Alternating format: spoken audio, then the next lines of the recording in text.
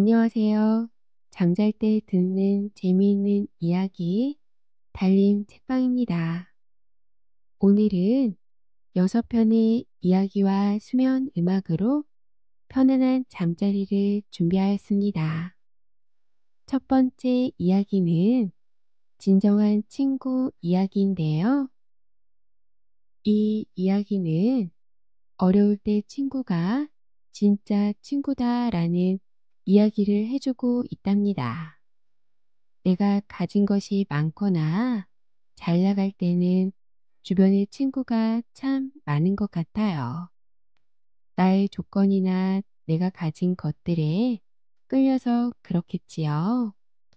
하지만 내가 가진 것이 없거나 어려울 때 내 옆에 있어주는 친구는 얼마나 될까요? 내 곁에 진정한 친구가 한 명이라도 있다면 우리는 살아가는데 큰 힘이 될 거랍니다. 어른들의 삶에서 성공한 인생을 이야기할 때 돈이나 명예보다 친구를 이야기하고 10대 친구들의 행복한 일상을 떠올리면 친구가 빠지지 않지요. 내게 진정한 친구는 누구일까? 곰곰이 생각해 보다가 내가 진정한 친구가 되어 주어야겠다라는 생각이 들더라고요. 나로 인해 내 친구가 살아가는데 큰 힘이 된다면 그 또한 나 역시도 큰 기쁨이 될 것 같아요. 내가 진정한 친구라면 상대 또한 그 마음이 전해져서 진정한 친구가 되겠지요. 상대를 마음으로 아끼고 사랑해주는 따뜻한 친구가 되어 보자고요. 벌써 제 마음도 따뜻해지는 것 같아요. 오늘도 재미있는 이야기 들으며 편안한 밤, 행복한 꿈 꾸며 잘 자요. 구독과 좋아요, 알람 설정은 저에게 큰 힘이 됩니다. 진정한 친구. 옛날 어느 마을에 한 아버지와 아들이 살고 있었습니다. 아버지는 늦게 얻은 아들 용이를 금이야 오기야 하며 귀하게 키웠답니다. 귀엽게만 자란 탓인지 용이는 청개구리처럼 말을 안 듣고 굼벵이처럼 게을렀습니다. 아버지는 용이 때문에 걱정이 이만저만이 아니었습니다. 가장 큰 걱정은 용이가 사귀는 친구들이었습니다. 용이는 좋지 않은 친구들과 어울려 다니며 나쁜 짓을 일삼았습니다. 과일 서리는 예사이고 닭 서리까지 했답니다. 그러다가 주인에게 들켜 혼쭐난 적도 한두 번이 아니었습니다. 아들의 나쁜 버릇을 고쳐주기 위해 아버지는 한 가지 꾀를 냈습니다. 어느 날 아버지는 아들을 불러놓고 말했습니다. 용아, 이제 너도 나이가 들었으니 사람 구실 좀 해야지. 밤낮 나쁜 친구들과 어울려 못된 짓이나 하고 다니면 되겠느냐? 참, 아버지도 제 친구들이 어때서요?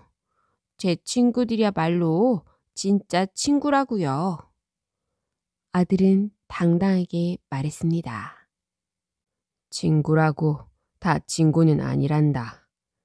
친구 때문에 어렵고 괴로운 일을 당해도 변치 않는 친구가 진정한 친구인 게야. 맞아요, 아버지. 제게도 그런 친구가 아주 많아요. 아들은 아주 자신만만했습니다. 오냐, 그렇다면 우리 둘 중에 누가 진정한 친구를 두었는지 어디 한번 내기해 볼까? 네, 그래요. 저한테 진정한 친구가 얼마나 많은지 금방 아시게 될 거예요. 아들의 큰 소리에 아버지는 빙그레 웃었습니다. 아버지는 이때야말로 아들의 나쁜 버릇을 고쳐줄 수 있는 좋은 기회라고 생각했습니다. 아버지는 아들을 데리고 뒷곁 돼지우리 앞으로 갔습니다. 아버지, 냄새나는 돼지우리 앞에서 무슨 생각을 그리 하세요? 아들은 물었지만 아버지는 아무 대답도 하지 않았습니다. 아들은 아버지가 무슨 생각을 하는지 더욱 궁금해졌습니다. 잠시 후 아버지는 제일 큰 돼지를 가리키며 말했습니다. 용아, 저 돼지를 잡자. 그 말에 게으른 아들은 얼굴을 찡그렸습니다. 하지만 곧 옳지, 내길 끝내고 잔치를 여시려나 보다. 이렇게 생각하고 얼굴에 다시 환한 웃음을 피웠습니다. 아들은 두 말 않고 아버지를 도와 돼지를 잡았습니다. 아들이 무슨 생각을 하는지 아버지는 금세 알아차렸답니다. 하지만 게으른 아들이 땀을 뻘뻘 흘리며 열심히 일하는 모습을 보고 아버지의 입가에는 초승달 같은 미소가 피어났습니다. 그래, 우리 용인만 잘 된다면야 아까울 게 뭐가 있을꼬. 아버지는 아들이 나쁜 친구들을 멀리하고 착한 아이가 되길 바랬습니다. 용아, 멍석과 들것을 준비하여라. 아들은 흥겹게 벌일 잔치 생각에 군말 없이 아버지가 시키는 대로 했습니다. 아버지가 다시 아들에게 말했습니다.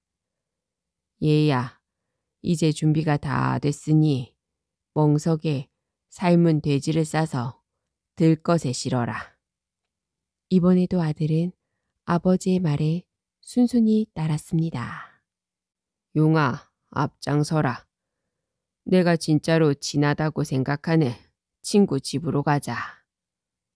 아버지, 우리 집에서 잔치를 벌이는 게 아니었어요? 아, 제 친구 집에 가서 잔치를 벌이시려는 거로군요. 그렇죠?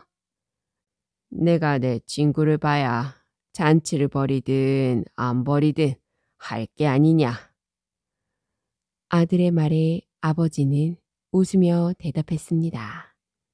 용아, 친구에겐 다른 말 말고 내가 일러준 대로만 해야 한다. 그래야 너와 그 친구가 얼만큼 친한지 알아볼 수 있을 거야. 예, 아버지, 걱정 마세요. 아버지와 아들이 들것을 들고 집을 나섰습니다. 캄캄한 밤 하늘에서는 밝은 달림이 두 사람을 지켜보고 있었습니다. 이윽고 아들의 친구가 사는 집에 이르렀습니다. 아들이 친구를 문간으로 불러냈습니다. 간밤에 집에 도둑이 들었는데 쫓다가 그만 죽이고 말았지 뭐야. 아버지와 내가 잠시 생각할 동안만 이 도둑을 너희 집에 숨겨줄 수 있겠니? 부탁이야. 뭐라고? 왜 하필 우리 집이야? 나중에 관가에서 알면 어떡하라고. 안 돼. 어서 가. 얼굴이 새파랗게 질린 아들의 친구는 대번에 거절했습니다.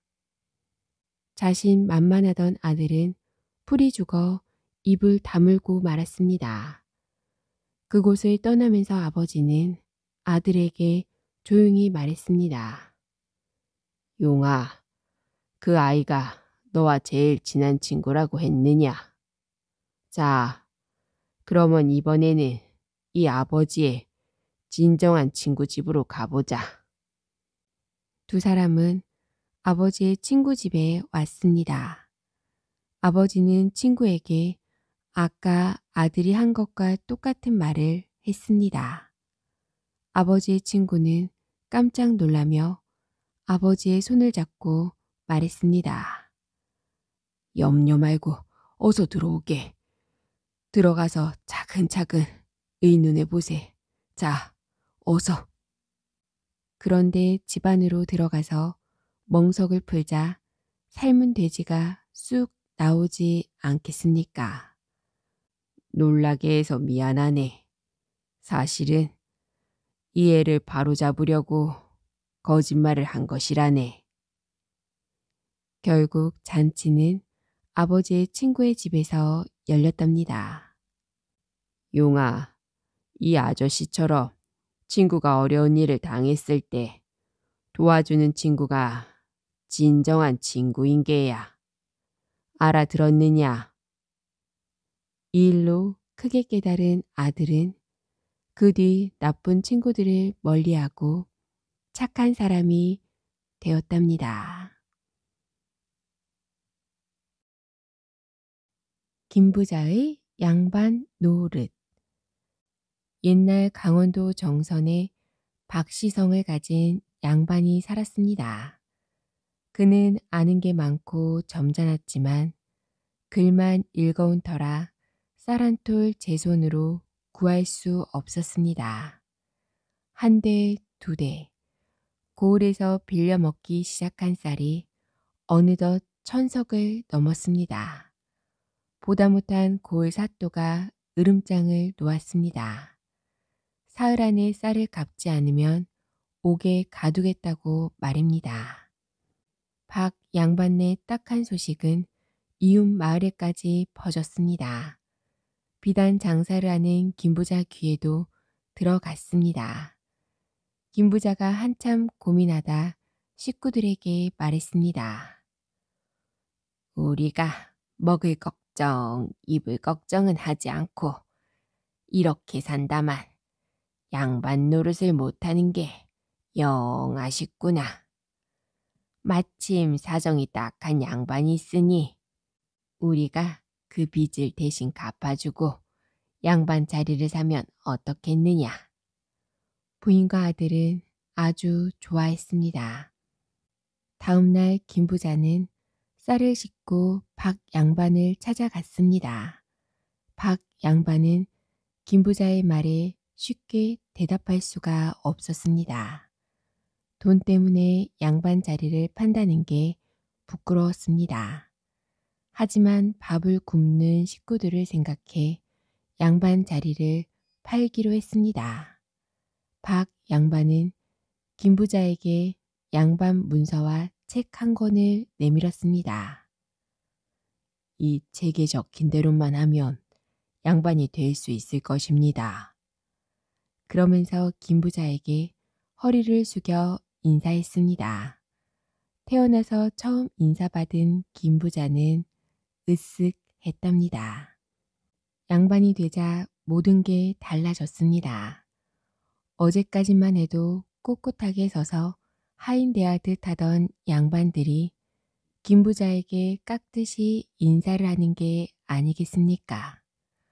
허물없이 지내던 이웃도 똑바로 쳐다보지 못하고 굽실거렸습니다. 으르렁거리던 이웃집 누렁이도 고분고분한 것 같았습니다. 김부자 아들들은 신이 나서 고개를 빳빳하게 들고 마을을 누비고 다녔습니다. 그날 저녁 밥상머리에서 아들들이 낮에 있었던 일을 앞다투어 이야기했습니다. 그러자 김부자가 박 양반이 준 책을 펼쳐 보이며 말했습니다. 어허, 양반은 밥상머리에서 시끄럽게 말하지 않는 법이다.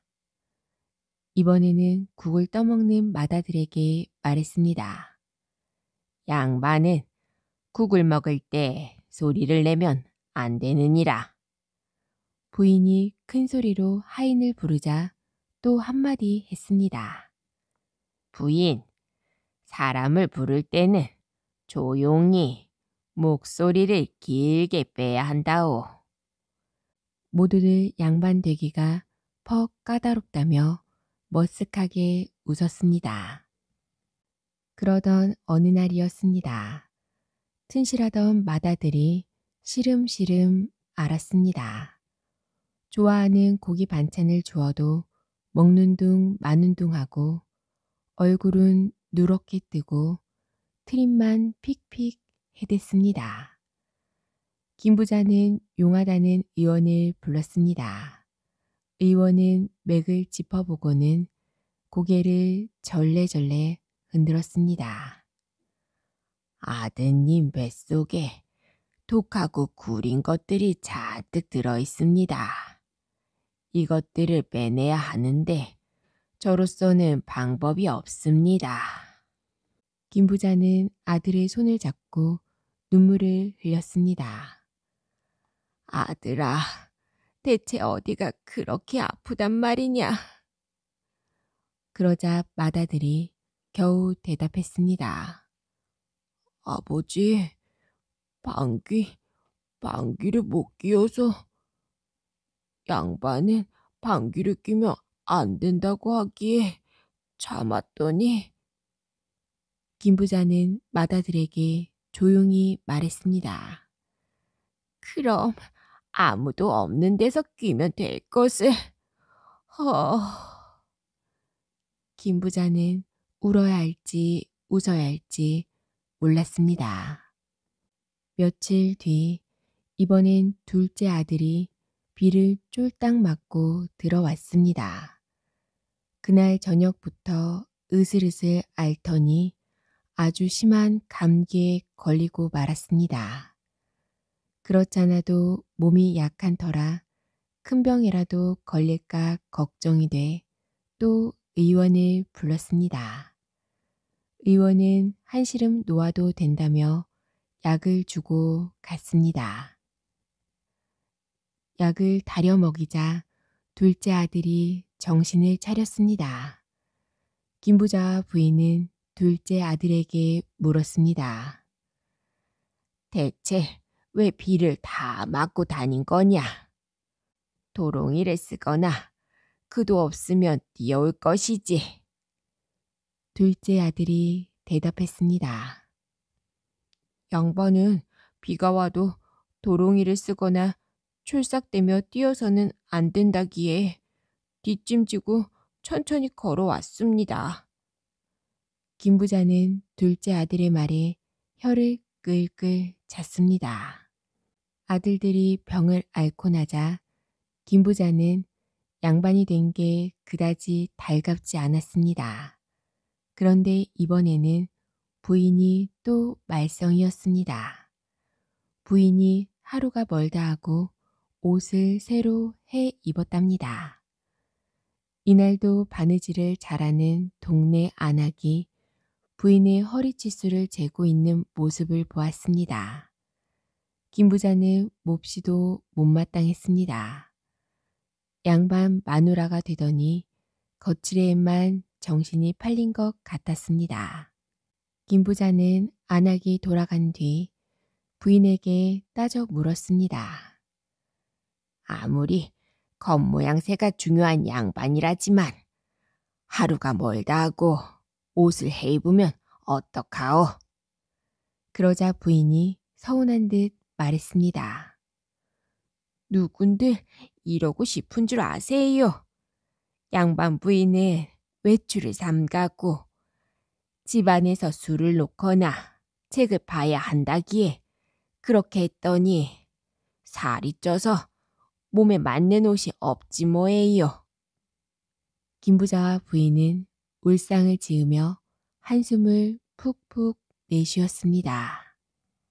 그러던 어느 날 고을의 양반들이 모두 모여 중요한 회의를 한다는 소식이 왔습니다.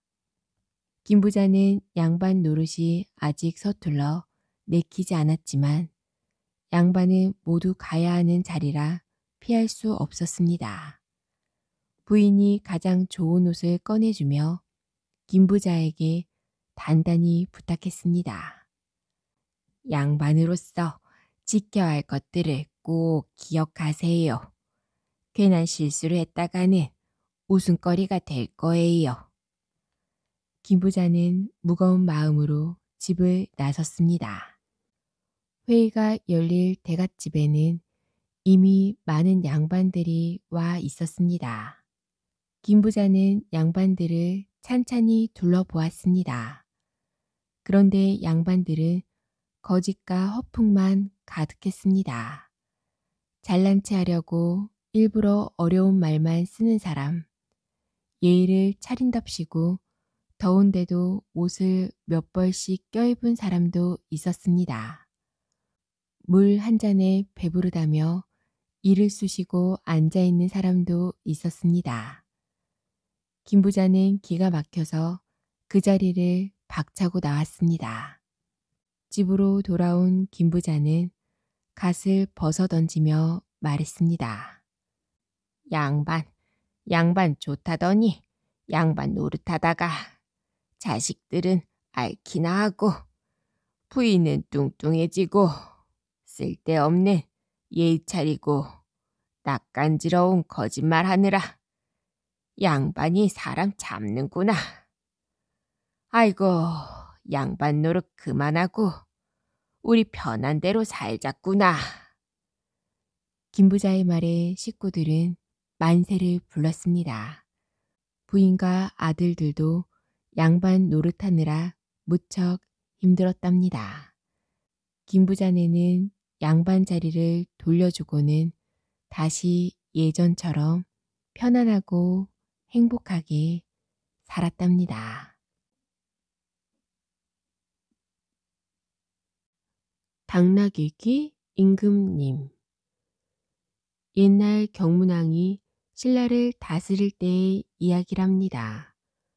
경문왕은 지혜롭고 어진 임금님이었지만 남들에게 말 못할 비밀이 한 가지 있었습니다. 그것은 바로 커다란 귀였습니다. 경문왕의 귀는 어느 날부터 커지기 시작하더니 날마다 자라났습니다. 하룻밤을 자고 나면 쑥쑥 자라 눈썹 위에까지 삐쭉 올라오고 또 하룻밤을 자고 나면 귀는 이마 위까지 올라왔습니다. 이를 어쩐담. 내 귀가 당나귀 귀처럼 자꾸만 커지네. 귀가 자라면 자랄수록 경문왕의 걱정도 점점 커져만 갔습니다. 경문왕은 백성들의 존경을 받아야 할 임금이 커다란 귀 때문에 놀림거리가 될까봐 두려웠습니다. 내 귀가 이렇게 커진 걸 보면 신하들과 백성들이 배를 잡고 웃을 거야. 한나라의 임금이 사람들의 놀림거리는 될 수가 없지. 경문왕은 누구에게도 이 비밀을 말하지 않고 큰 귀를 감출 수 있는 커다란 관을 머리에 썼습니다. 그래서 아무도 임금님의 귀가 커진 것을 알지 못했습니다. 하지만 임금님의 귀는 하루가 다르게 더 커다랗게 자랐고 이제 관 속에도 더 이상 들어가지 않았습니다. 귀가 관 위로 솟아오를 것만 같은데 이를 어쩌지? 누구에게 말을 할 수도 없고 이 일을 어쩐다. 임금님은 여러 날 고민을 했습니다. 그래, 더 큰 관을 만들어 써야겠다. 이렇게 생각한 경문왕은 신하에게 명령했습니다. 여봐라, 당장 관을 만드는 노인을 불러라. 경문왕은 커다란 귀를 감출 수 있는 더 큰 관을 만들기 위해 오래전부터 관을 만들어 온 노인을 대걸로 불렀습니다. 얼마 후 노인이 도착했습니다. 경문왕은 다른 신하들을 모두 나가게 하고 노인과 단둘이 마주 앉았습니다. 노인은 전과는 다른 임금님의 모습에 의아해 했습니다. 한참을 망설이다가 드디어 경문왕이 쓰고 있던 관을 벗었습니다.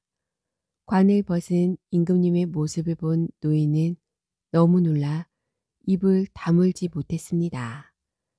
임금님의 커다란 귀가 당나귀 귀처럼 쫑긋거렸기 때문이었습니다. 경문왕은 노인에게 자신의 비밀을 털어놓았습니다. 어찌된 일인지 갑자기 내 귀가 자라기 시작하더니 이렇게 커다래졌소. 신하들과 백성들이 이 사실을 안다면 난 놀림거리가 될 것이요. 그러니 아무도 내 귀를 볼 수 없게 더 큰 관을 만들어 주시오. 노인은 너무 놀라 아무 말도 할 수 없었습니다. 한 가지 약속을 해 주시오. 내 귀가 이렇게 커다랗다는 그 사실을 누구에게도 말해서는 안 돼요. 만약 내 귀에 대한 이상한 소문이 들린다면 그대를 가만두지 않을 터이니 내 말을 명심하시오. 알겠소. 알겠습니다. 하늘이 두 쪽이 나도 절대로 입 밖에 내지 않겠습니다. 노인은 몇 번이나 약속을 하고 커다란 관을 만들었습니다. 경문왕은 노인이 만든 관이 마음에 들었습니다. 자신의 커다란 귀를 감쪽같이 숨길 수 있게 되었기 때문입니다. 백성들은 경문왕이 커다란 관을 쓴 것을 보고 수군거렸습니다. 임금님이 저렇게 커다란 관을 쓰다니 어찌된 일이지요? 임금님의 덕이 하늘처럼 높아가니 관도 따라 높아지는 게지. 마침 관을 만드는 노인이 지나가다 이 말을 듣게 되었습니다. 노인은 속으로 웃음을 참으며 모른 채 했습니다. 하지만 생각하면 할수록 웃음을 참기가 힘들었습니다. 커다란 관을 쓰고 당나귀 같은 귀를 쫑긋거리며 신하들과 이야기를 나누는 모습을 상상해도 웃음이 터졌고 백성들이 덕이 높다고 칭송하는 임금님이 실은 당나귀 귀를 가지고 있다는 것을 생각해도 웃음이 터졌습니다. 노인은 길을 가면서도 밥을 먹으면서도 혼자서도 웃는 일이 많아졌습니다. 급기야 사람들은 노인이 이상해졌다고 생각했습니다. 아니 영감님, 왜 사람을 보고 웃는 거예요? 자네 보고 웃는 게 아니라 헤헤헤 그게 그러니까 헤헤헤 거참 실없는 양반일세. 이유 없이 웃기만 하는 노인에게 사람들은 핀잔을 주었지만 노인은 웃음을 멈출 수가 없었습니다. 단 한 번이라도 속 시원하게 임금님 귀는 당나귀 귀다 라고 큰 소리로 외치고 싶었답니다. 하지만 노인은 아무에게도 그 이야기를 할 수 없으니 답답한 노릇이었습니다. 그랬다간 목숨을 잃을지도 모르니까요. 매일 실없이 헤헤헤 웃고 다니는 노인을 사람들은 아예 미쳤다고 생각했습니다. 저 노인이 정신이 나갔구먼. 저렇게 매일 혼자 웃기만 하네 그려. 사람들은 노인을 비웃었습니다. 노인은 혼자만 알고 있는 재미있는 비밀 때문에 점점 괴로워졌습니다. 자기 가슴 속에 담아둔 비밀을 어디다 대고 시원하게 털어놓고 싶었습니다. 시간이 흘러 더 이상 참을 수 없게 된 노인은 성문 밖으로 나가 아무도 없는 대나무 숲으로 들어갔습니다. 우거진 대숲에 바람이 불어 댄잎들이 서로 스치며 쏴쏴 소리를 냈습니다. 사방을 둘러보아도 아무도 보이지 않았습니다. 노인은 대나무들에게 비밀을 털어놓자고 마음 먹었습니다. 사람이 없으니 소문이 날 리가 없을 테니까요. 노인은 입에 두 손을 모으고 있는 힘을 다해 소리쳤습니다.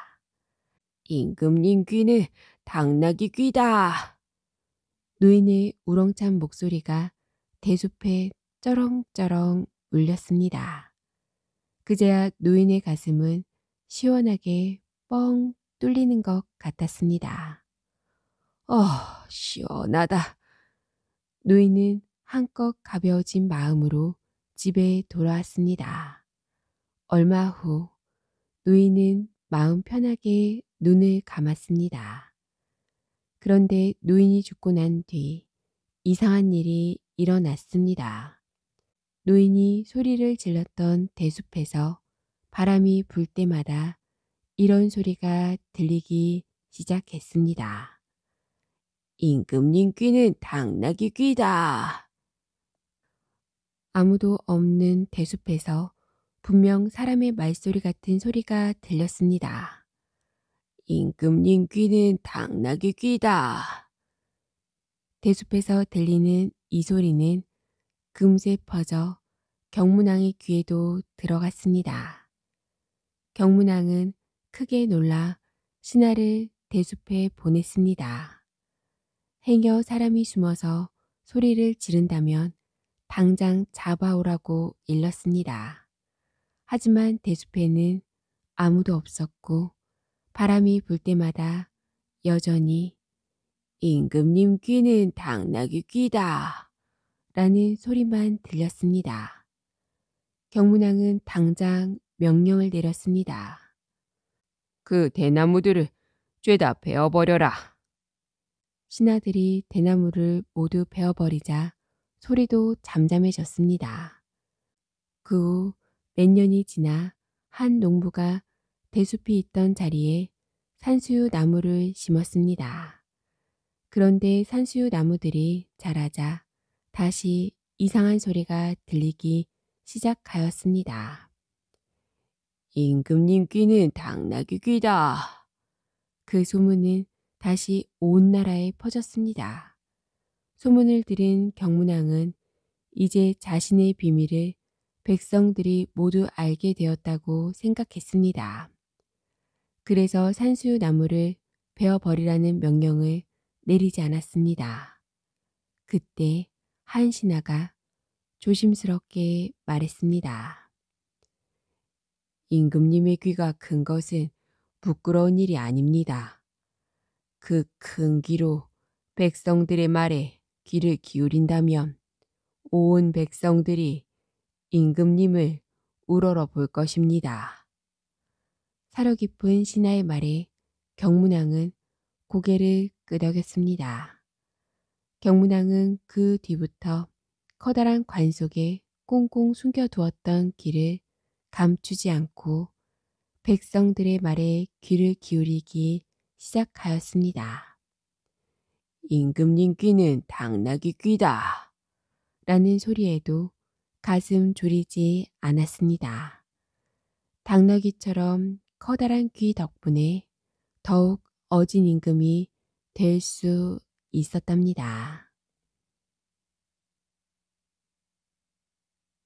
연호랑과 새우녀. 신라의 바닷가 마을에 사이좋은 부부가 살고 있었습니다. 남편의 이름은 연호, 해처럼 용감하고 듬직하였습니다. 부인의 이름은 새우, 달처럼 곱디 고왔습니다. 연호랑은 매일 바다로 나가 해초를 따거나 물고기를 잡았고 새우녀는 배틀에 앉아 배를 짰습니다. 하루는 연호랑이 바다로 나가 이 바위 저 바위로 훌쩍훌쩍 뛰어다니며 미역을 따고 있었습니다. 그때 저 멀리서 바위 하나가 둥둥 떠내려 왔습니다. 이상하네. 바위가 떠다니다니. 연호랑은 그 바위 위로 펄쩍 뛰어 올랐습니다. 바위는 기다렸다는 듯 쏜살같이 바다로 나아갔습니다.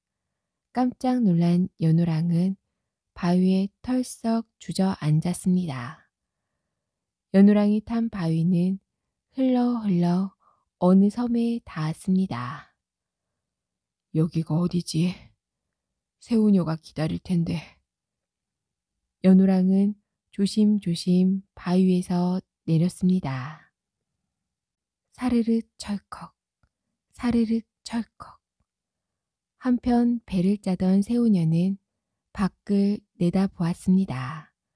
해가 구름에 가려졌는지 낮인데도 하늘이 어둑어둑 했답니다. 무슨 일이 생기려나? 연호랑이 아직 안 들어왔는데. 새우녀는 바닷가로 나가 연호랑을 찾았습니다. 하지만 연호랑의 모습은 어디에도 보이지 않았습니다. 연호랑, 어디 있어요? 연호랑! 밤이 되자 환한 달빛이 바닷가를 비추었습니다. 새우녀는 연호랑의 신발이 놓여있는 바위를 발견했습니다. 연호랑, 연호랑! 새우녀는 허겁지겁 바위 위로 올라갔습니다.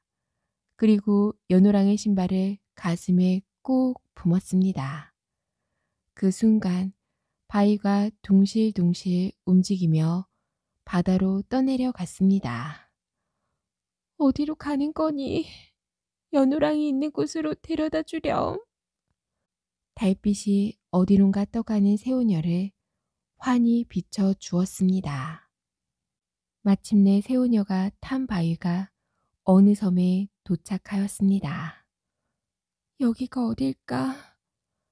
새우녀는 조심스럽게 바위에서 내렸습니다. 그때 저쪽에서 섬 사람들이 다가왔습니다. 섬 사람들은 새우녀를 보고 깜짝 놀랐습니다. 아리따운 여인이 바위를 타고 왔기 때문이었습니다. 섬 사람들은 급히 이 사실을 왕께 알렸습니다. 어서 그 여인을 데려오너라. 신하가 왕의 명령을 받고 급히 새우녀를 찾아왔습니다. 궁궐로 온 새우녀는 왕 앞에 엎드려 간절히 청하였습니다. 왕이시여, 저는 이 신발의 주인을 찾으러 떠나야 하옵니다. 그러자 왕이 미소를 지으며 부드럽게 말하였습니다. 고개를 들어 나를 보시오. 새우녀는 조심스레 고개를 들었습니다. 새우녀는 왕의 얼굴을 보고 깜짝 놀랐습니다. 그토록 찾아 헤매던 연호랑이 눈앞에 있었습니다. 연호랑! 새우녀. 둘은 서로 부둥켜 안았습니다. 연호랑은 새우녀의 손을 꼭 잡았습니다. 새우녀, 그날 나는 바위를 타고 이곳에 왔다오. 혹시나 해서 바위에 신발을 벗어두고 내렸었지. 그런데 섬 사람들은 내가 신비한 바위를 타고 왔다며 나를 왕으로 받들었소. 이것이 다 하늘의 뜻이 아니고 무엇이겠소. 연호랑은 곧 새우녀를 왕비로 삼았습니다. 그 무렵 신라에는 큰일이 일어났습니다. 해와 달이 빛을 잃어 낮이나 밤이나 캄캄했습니다. 사람들은 이리 가다 쿵, 저리 가다 쿵 서로 부딪혔습니다. 아이고, 아야, 누구랑 부딪힌 거야? 곡식과 과일은 햇빛을 보지 못해 시들시들 누렇게 죽어갔습니다. 이러다 모두 죽는 거 아니에요. 사람들은 어둠 속에서 두려움에 벌벌 떨었습니다. 신라의 아달라 왕은 급히 점치는 신하를 불렀습니다. 여봐라, 나라에 이런 일이 왜 생겨난 것이냐? 신하가 점괘를 보고 걱정스러운 얼굴로 말했습니다. 신라에 있던 해와 달의 기운이 일본으로 갔사옵니다. 그래서 해와 달이 모두 빛을 잃은 것이옵니다. 뭐, 그게 무슨 말이냐? 바다를 건너가 일본의 왕과 왕비가 된 연호랑과 세우녀가 해와 달의 기운이 옵니다. 이들이 신라로 돌아와야 합니다. 아달라 왕은 서둘러 일본에 사신을 보냈습니다. 사신은 연호랑과 세우녀에게 신라에서 일어난 일을 모두 전하였습니다. 신라의 해와 달이 빛을 되찾으려면 두 분께서 돌아오셔야 하옵니다. 하지만 연호랑은 고개를 저었습니다. 내가 이 나라에 온 것은 하늘의 뜻이오. 이곳 백성을 두고 어찌 돌아갈 수 있겠소. 그 대신 왕비가 짠 비단을 드리겠소. 비단을 가져가 하늘의 제사를 지내시오. 세우녀는 정성스레 비단을 짜기 시작하였습니다. 하늘이시여, 캄캄한 신라에 환한 빛을 주시옵소서. 아침이면 뜨겁게 떠오르는 찬란한 햇빛과 밤이면 고요하게 세상을 비추는 영롱한 달빛을 신라 곳곳에 내려주시옵소서. 세우녀가 짠 비단은 꽃처럼 곱고 깃털처럼 가벼웠습니다. 낮에는 햇빛처럼, 밤에는 달빛처럼 반짝반짝 빛나는 신비한 비단이었습니다. 사신은 신라로 돌아와 아달라 왕에게 세우녀의 비단을 전하였습니다. 오, 참으로 곱구나. 어서 이 비단으로 제사를 올리도록 하자. 아달라 왕은 크게 기뻐하며 정성껏 제사를 지냈습니다. 하늘이시여, 비단을 바치옵니다. 신라의 해와 달이 빛을 되찾게 해주시옵소서. 신라 사람들도 왕을 따라 한마음으로 빌고 또 빌었습니다. 한참 뒤 누군가 외쳤습니다. 저기 동쪽산을 보세요. 해가 솟아오르고 있어요. 환한 해가 모습을 드러내며 컴컴한 어둠을 밀어냈습니다. 그 모습을 본 사람들은 서로 얼싸안고 웃었습니다. 밤이 되어 해가 지자 밝은 달이 떠올랐습니다. 신라 땅에 해와 달이 다시 빛나면서 백성들은 예전처럼 평화롭게 살게 되었습니다. 아달라 왕은 연호랑과 세우녀의 비단을 나라의 보물로 삼고 소중히 간직하였답니다. 서동과 선화공주. 옛날 백제에서 서동이라는 아이가 살고 있었습니다. 서동은 사람 어머니와 용 아버지 사이에서 태어났다고 전해집니다. 그리고 말을 키우다가 팔아서 먹고 산다 하여 사람들이 서동이라는 이름을 붙여 주었습니다. 서동은 어릴 적부터 엉뚱하고 당찬 데가 있었습니다. 어느 날 서동은 신라의 도읍지인 경주로 갔습니다. 신라 진평왕의 셋째 딸 선화공주가 무척 아름답다는 소문을 듣고 찾아간 거였습니다. 선화공주를 꼭 내 아내로 맞아야지. 서동은 아이들에게 말을 나누어 주며 선화공주님은 남모르게 시집가 놓고 밤에 서동의 방으로 알을 품고 간다라는 노래를 가르쳐 주었습니다. 이 노래는 널리 퍼져 마침내 궁궐까지 흘러 들어갔습니다. 상감마마, 궁궐 밖에서 해괴한 노래가 불리고 있다고 하옵니다. 해괴한 노래라니, 그게 무슨 소리냐? 아래옥기 항공하오나 선하 공주님이. 신하의 입을 통해 나온 노래는 도저히 믿을 수 없는 것이었습니다. 끔찍이 아끼고 사랑하는 선하 공주에 대한 노래라 진평왕은 귀를 의심했습니다. 누가 감히 그런 노래를 부른단 말이냐? 마을마다 아이들이 놀면서 부른답니다. 널리 퍼진 것을 보면 그 노래가 사실인 듯 하옵니다. 진평왕은 노여움에 몸을 부르르 떨었습니다. 상감마마, 선하 공주님을 이대로 두면 아니 될 줄로 아옵니다. 진평왕은 선하 공주가 눈에 넣어도 아프지 않은 딸이었지만 신하들의 간청을 모른 채 할 수는 없었습니다. 그래서 하는 수 없이 선하 공주를 멀리 귀양 보내게 되었습니다.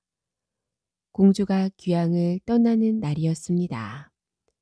왕후는 눈물을 흘리며 귀한 금덩이를 딸에게 주었습니다. 공주가 귀양지로 가는 길에 어떤 젊은이가 나타나 선하 공주에게 절을 올리며 말했습니다. 공주마마, 제가 공주님을 모시며 따라가도 되겠습니까? 공주는 그 젊은이가 어디서 온 누구인지 모르지만 믿음직스럽고 마음에 들어서 그렇게 하라고 허락했습니다. 선하 공주는 자기의 신세가 딱하여 눈물 지을 때가 많았습니다. 사랑하는 부모님과 정든 궁궐을 떠나 홀로 먼 곳으로 가야 하다니 나는 이제 어떻게 살아야 할까? 선하 공주는 부모님에 대한 그리움과 앞날에 대한 두려움으로 한없이 눈물을 흘렸습니다. 그때마다 곁에서 든든히 지켜주는 사람은 바로 서동이라는 젊은이였습니다. 선하 공주는 차츰 눈물 대신 웃음을 짓게 되었습니다. 두 사람은 서로 사랑하게 된 것입니다. 서동은 마침내 비밀을 털어놓았습니다. 사실은 내가 그 노래 속의 서동이라오. 당신이 바로 서동이란 말이에요. 선하 공주는 처음에는 어리둥절했지만 곧 모든 것을 알게 되었습니다. 그 노래가 거짓이 아니라 사실이 되었군요. 아름다운 당신을 아내로 얻고 싶어서 그런 노래를 지어 불렀다오. 미안하오. 아니어요. 당신을 만나게 되어 오히려 고마운걸요. 선하 공주는 얼굴을 붉히며 수줍게 말했습니다. 서동과 선하 공주는 경주에서 멀리 떨어진 백제 땅에 이르러 그곳에서 함께 살아가게 되었습니다. 선하 공주는 어머니가 준 금을 내놓았습니다. 이게 무엇이요? 이것만 가지면 우리는 부자로 살 수 있어요. 서동은 금을 살펴보며 말했습니다. 어릴 때 말을 캐다가 이것이 흙 속에 많이 묻혀 있는 것을 보았소. 그 말에 공주는 깜짝 놀랐습니다. 이것은 무척 귀한 거예요. 그 말이 사실이라면 금을 캐어다가 부모님께 갖다 드리면 어떨까요? 좋소. 그렇게 합시다. 서동은 어릴 때 말을 캐던 곳에 가서 금을 찾아 모았습니다. 그러자 금이 산더미처럼 쌓였습니다. 서동은 용화산에 있는 사자사라는 절을 찾아가 지명 법사를 만났습니다. 스님, 산더미처럼 많은 금을 신라의 궁궐로 보내려고 하는데 어떻게 하면 좋겠습니까? 금을 이리로 가져오게. 서동은 금을 옮겨다가 사자사 앞에 쌓았습니다. 공주는 궁궐에 계신 부모님께 편지를 썼습니다. 지명 법사는 도술로 순식간에 금과 편지를 신라의 궁궐로 옮겨 주었습니다. 그러자 궁궐에서는 야단이 났습니다. 상간마마, 하룻밤 사이에 궁궐 앞마당에 금이 산더미처럼 쌓였습니다. 뭐라고? 진평왕은 깜짝 놀랐으나 선화 공주의 편지를 읽고 어떻게 된 일인지 알게 되었습니다. 진평왕은 선화 공주가 서동과 잘 살고 있다는 소식에 마음이 놓였습니다. 진평왕은 지명 법사에게 편지를 보내면서 그때마다 선화 공주와 서동의 안부를 물었습니다. 서동은 훗날 백제 왕이 되었습니다. 바로 백제 제30대 무왕이랍니다. 어느 날 무왕이 왕비가 된 선화 공주와 함께 사자사에 가려고 용화산 밑에 있는 큰 연못가를 지날 때였습니다. 연못에서 미륵 3존불이 나오더니 왕의 수레 앞에 인사를 하는 것이었습니다. 임금과 왕비가 되신 것을 축하드리옵니다. 이렇게 말한 뒤 미륵 3존불이 사라지자 왕비가 말하였습니다. 여기에 절 하나를 지어주세요. 그렇게 하지요. 그런데 이 큰 연못을 어떻게 메우지? 무왕은 지명법사에게 의논을 했습니다. 지명법사는 또다시 도술로 산을 허물어 연못을 메우고 그곳에 미륵사라는 절을 세웠습니다. 신라 진흥왕도 기술자를 보내어 그 공사를 도왔는데 그 절은 지금은 터만 남아 미륵사지로 불린답니다. 울산 바위 이야기. 아주 먼 옛날 일이랍니다. 하느님은 하늘과 땅을 만들고 바다도 만드셨습니다. 그런 다음 아름다운 산도 만드셨습니다. 지금까지 만든 어떤 산보다도 아름다운 산을 하나 만들어야지. 하느님은 산을 만들기에 가장 좋은 곳을 찾아 이리저리 둘러보았습니다. 옳지, 저기가 좋겠군. 하느님은 아침 해가 떠오르는 동해 바다 쪽을 바라보았습니다. 그곳은 우리나라 강원도 땅이었습니다. 아름다운 산을 만들려면 바위로 된 봉우리가 많아야 해. 봉우리를 12,000개쯤 만들면 이 세상에서 가장 아름다운 산이 될 거야. 하느님은 이 산의 이름을 금강산이라고 지었습니다. 봉우리를 12,000개나 만들려면 온 나라에 있는 바위들을 다 불러 모아야겠구나. 이렇게 생각한 하느님은 온 나라 구석구석까지 다 들릴 만큼 큰 소리로 외쳤습니다. 나는 세상에서 제일 아름다운 산을 만들려고 한다. 12,000개의 봉우리가 필요하니 스스로 멋지다고 생각하는 바위들은 모두 모이거라. 이 말을 듣고 나라 안 곳곳에 있던 수많은 바위들이 앞을 다투어 금강산으로 모여들었습니다. 저마다 잘생겼다고 뽐내던 바위들이었습니다. 늦기 전에 얼른 가야지. 세상에서 가장 아름다운 산에 살게 되면 너무너무 행복할 거야. 바위들은 설레는 마음으로 금강산을 향해 구름처럼 모여들었습니다. 하나같이 멋지게 생긴 바위들이었습니다. 제주도 한라산에 있던 바위들도 바다를 건너와 금강산으로 향했습니다. 지리산과 속리산에 있던 바위들도 허겁지겁 금강산으로 모여들었습니다. 경상도 울산에 있던 큰 바위도 금강산을 향해 길을 떠났답니다. 울산 바위는 아주 느린 보였습니다. 몸집이 워낙 컸답니다. 그렇지만 부지런히 금강산을 향해 갔습니다.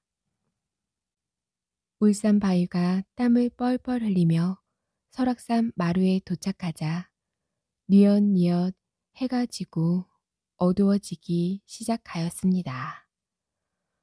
피곤하기도 하고 날도 저물었으니 여기서 하룻밤만 쉬어 가야겠다. 이튿날 날이 밝자 울산 바위는 서둘러 길 떠날 준비를 했습니다.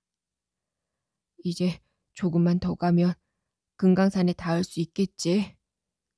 울산 바위가 막 길을 떠나려 할 때였습니다.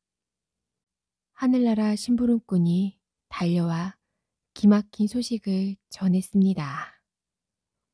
당신은 금강산에 갈 필요가 없게 되었소. 하느님께서 어젯밤에 12,000봉 봉우리를 다 만드셨다오. 그러니 다시 고향으로 돌아가도록 하시오. 울산 바위는 그 자리에 털썩 주저앉고 말았습니다. 이럴 줄 알았으면 어젯밤에 쉬지 않고 곧장 올라갈 걸 그랬구나. 할 수 없지. 울산으로 되돌아가는 것도 쑥스러운 일이니 여기서 그냥 눌러 살아야겠어. 경치가 이만한 곳도 흔하지 않으니까. 울산 바위는 이렇게 생각하며 설악산에 머물기로 마음을 정했습니다. 그리고 이렇게 스스로를 위로했습니다. 울산보다 경치가 아름다운걸. 그로부터 오랜 세월이 흘렀습니다. 울산 고을에 욕심쟁이 원님이 새로 오게 되었습니다. 그 원님은 울산 바위에 얽힌 이야기를 전해 듣고 골똘히 생각에 잠겼습니다. 울산에 있던 바위를 설악산에 빼앗겼으니 분하기 짝이었구나. 그 큰 바위를 울산으로 다시 옮겨올 수도 없고 그렇다고 찾아가서 깨뜨릴 수도 없으니 며칠 동안 국리를 거듭하던 원님에게 문득 좋은 생각이 떠올랐습니다. 원님은 부하들을 불러놓고 말하였습니다. 설악산이 있는 양양고을 원님을 만나러 갈 테니 가마를 준비시켜라. 원님은 서둘러 양양고을 원님을 찾아갔습니다. 양양고을 원님은 갑자기 찾아온 울산고을 원님을 보고 어리둥절했답니다. 하지만 반갑게 맞이하였습니다. 울산고을 사또께서 이 먼 길을 무슨 일로 찾아오셨습니까? 사또를 찾아온 것은 이 고을 설악산에 있는 바위 때문이올시다. 그렇습니까? 우리 고을 설악산에는 멋진 바위들이 아주 많이 있지요. 그 바위들을 구경하러 오신 거로군요. 양양고을 원님의 말에 울산고을 원님은 코 웃음을 쳤습니다. 그게 아니고 울산 바위 때문입니다. 울산 바위라니요? 도대체 무슨 말씀이신지요? 양양고을 원님의 눈이 휘둥그레졌습니다. 사또께서도 아시겠지만 그 바위는 원래 우리 울산 땅에 있던 바위올시다. 오랜 옛날 하느님께서 금강산을 만들기 위해 바위들을 불러 모을 때 금강산으로 가다가 이곳 설악산에 주저앉게 되었다지 않습니까? 저도 그 이야기는 알고 있습니다만. 그렇다면 우리 울산바위 덕분에 설악산이 더욱 아름답게 되었다고 할 수 있겠군요. 그러니 그 바위에 대한 세를 받아가는 것이 마땅하지 않겠습니까? 양양골원님은 잠시 생각에 잠겼습니다. 그러더니 웃는 얼굴로 부드럽게 말했습니다. 사또, 울산 바위는 우리 고을 사람들이 울산에서 가져온 것이 아닙니다. 금강산으로 가다가 스스로 설악산에 주저앉은 것이지요. 설악산에는 울산 바위 말고도 멋진 바위들이 얼마든지 있습니다. 그러니 자리만 많이 차지하고 있는 울산 바위를 하루바삐 울산으로 옮겨주시지요. 무슨 수로 그 큰 바위를 가져가겠습니까? 그게 어렵다면 우리에게 세를 내십시오. 울산 고로님은 더 이상 입을 열지 못했습니다.